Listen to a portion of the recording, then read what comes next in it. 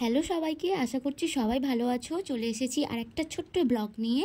Balloon দিয়ে সুন্দর করে গেট সাজানো দেখেই তোমরা বুঝতে পারছো না এটা কোনো বিয়েবাড়ির কাজ নয়। হ্যাঁ, কাজটা ছিল দিনের বেলায় একটা জন্মদিন বাড়ির মেকআপের। তো বাড়িটা সুন্দর করে সাজিয়েছে, উঠতে গিয়ে দেখতে পেলাম সিঁড়িতে সুন্দর করে সাজানো।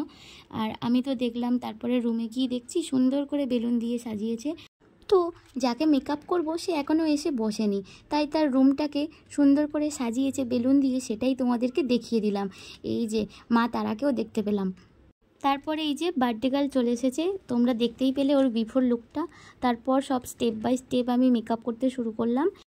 ফার্স্টেই ওর আই মেকআপটা করে নিয়েছিলাম, তারপরে মেকআপ করেছি। তো মেকআপ মোটামুটি কমপ্লিট। তারপরে আমি ওর হেয়ারটা করছিলাম। আর ওর হেয়ারটা দেখে বুঝতে পারছো প্রচণ্ড চুল ওর মাথায়, আর খুব কার্লি। প্রথমে বলছিল খোপা করার কথা, তো আমি খোপা করিনি, দেখছিলাম ফ্রন্টে কেমন কি করলে ওকে ভালো লাগে।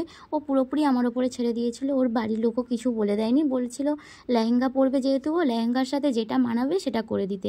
তো টাইমও খুব বেশি ছিল না, বলেছিল তাড়াতাড়ি রেডি করে দিতে। সেই টাইমের মধ্যে ওকে এইভাবে একটা হেয়ার লুক দিয়েছিলাম আমি। এই যে ওর কমপ্লিট লুক, এখানে ওর লেহেঙ্গা আর ওড়নার সাথে ম্যাচিং করে এই রকম একটা ওকে মেকআপ দিয়েছিলাম। আর হেয়ারটা দেখে বুঝতে পারছো আমি খোঁপা করিনি, ওপেন হেয়ার রেখে ফ্লাওয়ার দিয়ে ডেকোরেশন করে দিয়েছিলাম। এই রকম লাগছে, তোমরা দেখে জানাবে কেমন হয়েছে। এই যে কাকিমাও দেখছে দাঁড়িয়ে দাঁড়িয়ে মেয়েকে কেমন করে সাজিয়ে দিয়েছি। ওর এক্সপ্রেশন দেখে তোমরা বুঝতেই পারছো ও কতটা খুশি হয়েছে। তো এখানে ওকে ফ্রন্ট থেকে দেখাচ্ছি, কাছ থেকে আই মেকআপটা পুরোটা ভালো করে দেখো। আর যেহেতু দিনের বেলা মেকআপ, তো সেরকমভাবেই করেছিলাম।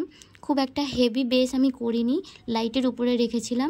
এখানে ছোট্ট করে একটা রিভিউ নিয়েছি, ও বলবে ওর কেমন লাগছে। শোনো সোনাম, আমার কাছে সেজে কেমন লাগলো?